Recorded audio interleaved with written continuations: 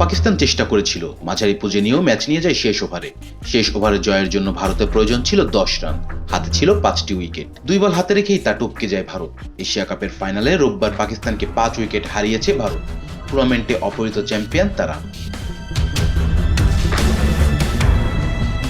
Dubai আন্তর্জাতিক স্টেডিয়ামে toss হেরে আগে ব্যাট করতে নামে পাকিস্তান। 19 ওভার 1 বলে অল আউট হয় 146 রানে। জবাবে 19 ওভার 4 বলে 5 উইকেটে 150 রান করেন ভারত। রান তাড়ায় শুরু থেকেই খেই হারায় ভারত। স্কোরবোর্ডে 20 রান তুলতেই হারায় 3টি উইকেট। পুরো আসরে ব্যাটে ঝড় তোলা অভিষেক শর্মা দাঁড়াতেই পারেননি এই দিন। 6 বলে 5 রান করে ফাহিম আশরাফের শিকার হন। আরাক ওপেনার শুভমান গিল ফেরেন 10 বলে 12 রান করে। তাকে বিদায় করেন ফাহিমি।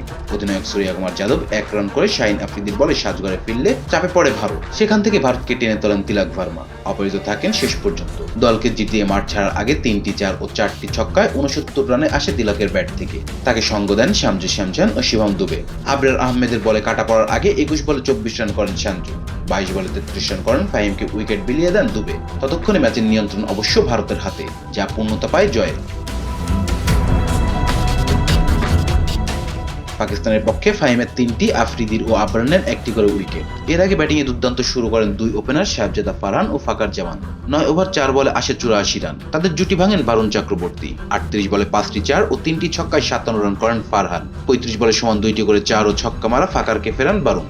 ওয়ান ডাউনে নামা সাইম আয়ুব 11 বলে 14 রান করে কুলদীপ যাদবের শিকার হন। এরপরে শুরু হয় পাকিস্তানের ছন্দপতন। 113 রানে 1 উইকেট থেকে তারা পরিণত হয় 138 রানে 8 উইকেটে। 21 রানের ব্যবধানে 7 উইকেট হারানোর পর আর ঘুরে দাঁড়ানো সম্ভব হয়নি তাদের। রানের খাতার খোলার আগেই বিদায় নেন 3 জন। সব মিলিয়ে 8 জন থেমেছে 2 অঙ্কের ঘরে পৌঁছানোর আগেই। ভারতের পক্ষে কুলদীপ যাদব 4টি এবং ভারত বুমরা ও অক্ষর প্যাটেল নেন 2টি করে উইকেট।